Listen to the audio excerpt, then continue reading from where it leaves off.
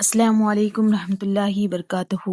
نحمدہ ونصلی علی رسولہ الکریم اما بعد فاعوذ باللہ من الشیطان الرجیم بسم اللہ الرحمن الرحیم۔ حضور نبی رحمت صلی اللہ علیہ وسلم کی ولادت باسعادت۔ حضور اقدس صلی اللہ تعالیٰ علیہ وسلم کی جو پیدائش تاریخ ہے، یعنی آپ کی تاریخ جو پیدائش کی تاریخ ہے تو اس میں اختلاف بہت ہے، مگر قول مشہور یہی ہے کہ واقعہ اصحاب فیل سے 55 دن کے بعد 12 ربیع الاول مطابق 20 اپریل 571 عیسوی کو ولادت باسعادت ہوئی۔ اہل مکہ کا بھی اسی پر عمل درآمد ہے کہ وہ لوگ 12ویں ربیع الاول ہی کو کاشانۂ نبوت کی زیارت کے لیے جاتے اور وہاں میلاد شریف کی محفلیں منعقد کرتے ہیں۔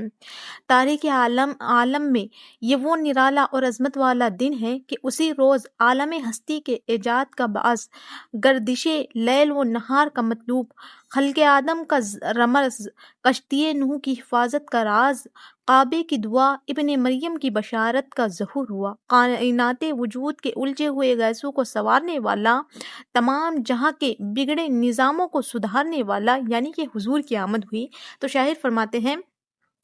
کہ وہ نبیوں میں رحمت لقب پانے والے، وہ نبیوں میں رحمت لقب پانے والے، مرادے غریبوں کی بر لانے والے، مصیبت میں غیروں کے کام آنے والے، وہ اپنے پرائے کا غم کھانے والے، فقیروں کا ماوا، ضعیفوں کا ملجا، یتیموں کا والی، غلاموں کا مولا، یعنی کہ سید الاصفیاء احمد مجتبیٰ محمد مصطفیٰ صلی اللہ علیہ وسلم عالم وجود میں رونق افروز ہوئے اور پاکیزہ بدن، ناف بریدہ ختنہ کیے ہوئے، خوشبو میں بسے ہوئے، بحالت سجدہ مکہ مکرمہ کی مقدس سرزمین میں اپنے والد ماجد کے مکان کے اندر پیدا ہوئے۔ سبحان اللہ۔ باپ کہاں تھے؟ یعنی کہ حضور کے والد جو تھے، تو جب حضور اپنی ماں کے شکم میں تھے اسی وقت آپ کا انتقال ہو گیا تھا، آپ وفات پا چکے تھے۔ باپ کہاں تھے جو بلائے جاتے، اپنے نونہال کو دیکھ کر نہال ہوتے، وہ تو پہلے ہی وفات پا چکے تھے۔ دادا حضرت عبدالمطلب جو کہ اس وقت خانہ کعبہ کا طواف کر رہے تھے، آپ کو بلایا گیا، آپ وہاں پر آئے تو آپ خوشی خوشی آپ نے اپنے پوتے کو لیا۔ جب گھر میں آپ داخل ہوئے، اپنے پوتے کو یعنی کہ حضور نبی رحمت صلی اللہ علیہ وسلم کو لیا، اپنے سینے سے لگایا اور حضور کا نام یعنی کہ محمد صلی اللہ علیہ وسلم حضرت عبدالمطلب نے رکھا۔ جب آپ کے چاچا ابو لہب کو لونڈی صوبیہ خوشی میں دوڑتی ہوئی گئی